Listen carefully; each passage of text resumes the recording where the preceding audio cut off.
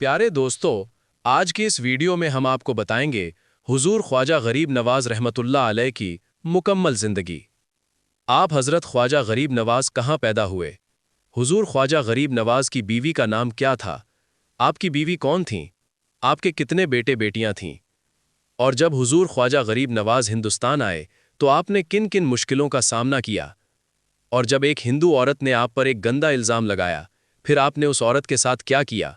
और राजा पृथ्वीराज का आप पर जुल्म, जयपाल जादूगर का जादू का वाकया और भी बहुत सारे वाकया हैं जो ख्वाजा गरीब नवाज की जिंदगी में पेश आए। तमाम वाकयात आज की इस वीडियो में हम आपको बताएंगे।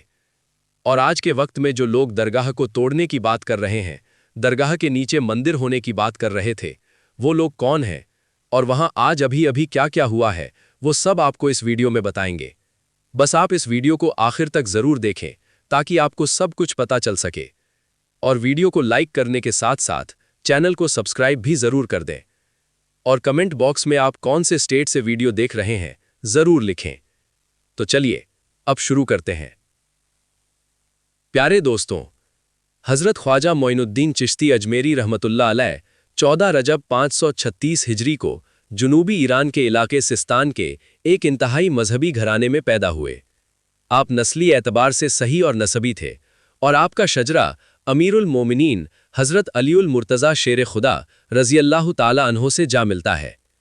आपके वालिद गिरामी ख्वाजा गयासुद्दीन हुसैन बहुत दौलतमंद थे, ताजिर और बाअसर शख्स थे, मगर ख्वाजा गयास साहब शरीफ होने के साथ साथ एक आबिद और जाहिद शख्स भी थे। दौलत की फरावानी के बावजूद हजरत ख्वाजा मोइनुद्दीन चिश्ती अजमेरी रहमतुल्लाह अलैह बचपन ही से बहुत क़नाअत पसंद थे। जिस ज़माने में आपकी विलादत हुई वो बड़ा पुरअसर दौर था। सिस्तान और खुरासान लूट मार की जद में थे, हर तरफ अफरा तफरी का आलम था। मिल्लत इस्लामिया में कई फ़िरक़े पैदा हो चुके थे जो बड़ी सफ़ाकी और बेरहमी से एक दूसरे का खून बहा रहे थे। मुर्तदिद और बागियों की जमात ने पूरे मुल्क में क़त्ल गारत का बाजार गर्म कर रखा था। आप अहले खाना को लेकर खुरासान तशरीफ़ लाए। उस वक्त हज़रत ख्वाजा मोइनुद्दीन चिश्ती की उम्र 1 साल थी। ख्वाजा गयासुद्दीन साहब का ख्याल था कि उन्हें अज़ खुरासान में कोई ना कोई गोशे आफ़ियत ज़रूर मिल जाएगा, मगर गर्दिश अय्याम के यहाँ भी वही तेवर थे। फितना यहाँ भी सर उठा रहे थे। 548 हिजरी में ये खूनी सैलाब इंसानी सरों से गुजर गया। उस वक्त हज़रत ख्वाजा मोइनुद्दीन चिश्ती की उम्र 13 साल थी। हज़रत ख्वाजा मोइनुद्दीन चिश्ती अजमेरी रहमतुल्लाह अलैह ने इंतहा पुरशोक हालात और आफतों से लड़ते हुए परवरिश पाई और अपनी आँखों से मुसलमानों के खून के दरिया बहते देखे। कभी कभी आप निहायत नकाहत आमेज़ लहजे में अपने वालिद माजिद ख्वाजा गयासुद्दीन हुसैन साहब से सवाल करते, बाबा, खूनी मुस्लिम की ये अर्ज़ानी कब तक जारी रहेगी? फ़र्जंद का सवाल सुनकर वालिद गिरामी रोने लगते और फरमाते, बेटे, ये खूनी हवाएं अहले ईमान के लिए आजमाइश है। तुम्हें सब्र से काम लेते हुए अच्छे वक्त का इंतज़ार करना चाहिए। मगर दोस्तों, फिर एक दिन सब्र की तलकीन करने वाला बाप भी 556 हिजरी को दुनिया से रुखसत हो गया।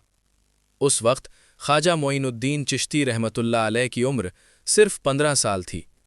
आप रहमतुल्लाह अलैह इस नाजुक दौर में एक शफीक और मेहरबान बाप के साये से महरूम हो चुके थे। वालिद गिरामी की रहलत पर आप हर वक्त उदास रहने लगे। ऐसे लम्हात में आपकी वालिदा माजिदा हज़रत बीबी नूर रहमतुल्लाह अलैह ने बड़ी इस्तिकामिया और बड़े हौसले के साथ बेटे को समझाया, ए फर्जंद, जिंदगी के सफ़र में हर मुसाफिर को तन्हाई की अजियतों से गुजरना पड़ता है। अगर तुम अभी से अपनी तकलीफ़ों का मातम करने बैठ गए तो जिंदगी के दुश्वार गुजार रास्ते कैसे तय करोगे? उठो और पूरी तवानाई से अपनी जिंदगी का सफ़र शुरू कर दो। अभी तुम्हारी मंजिल बहुत दूर है। ये वालिद से मोहब्बत का सबूत नहीं कि तुम दिन रात उनकी याद में आंसू बहाते रहो। औलाद की वालिद के लिए हकीकी मोहब्बत ये होती है कि वो अपने हर अमल से बुजुर्गों के ख्वाब की ताबीर पेश करे। तुम्हारे बाप का एक ही ख्वाब था कि उनका बेटा इल्म और फज़ल में कमाल हासिल करे। चुनाचे तुम्हें अपनी तमाम तर सलाहियतें तालीम के हुसूल के लिए सर्फ कर देनी चाहिए। मादरे गिरामी की तसल्लियों से हज़रत ख्वाजा मोइनुद्दीन चिश्ती अजमेरी रहमतुल्लाह अलैह की तबीयत संभल गई और अब ज़्यादा शौक़ से इल्म हासिल करने लगे। मगर सुकून और राहत की ये मोहलत भी ज़्यादा तवील न थी। मुश्किल से 1 साल ही गुजरा होगा कि आपकी वालिदा हज़रत बीबी नूर रहमतुल्लाह अलैह भी खालिक के हकीकी से जा मिली। اب حضرت خواجہ معین الدین چشتی اس دنیا میں اکیلے رہ گئے۔ والد گرامی کی وفات پر ایک باغ اور ایک آٹا پیسنے والی چکی آپ کو ورثے میں ملی۔ والد کی جدائی کے بعد باغبانی کا پیشہ آپ نے اختیار کر دیا۔ درختوں کو خود پانی دیتے، زمین کو ہموار کرتے، پودوں کی دیکھ بھال کرتے، حتیٰ کہ منڈی میں جا کر خود ہی پھل بھی فروخت کرتے تھے۔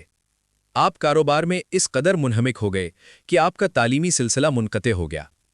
آپ رحمت اللہ علیہ کو اس کا بڑا افسوس تھا، لیکن یہ ایک ایسی مجبوری تھی جس کا بظاہر کوئی علاج ممکن نہیں تھا۔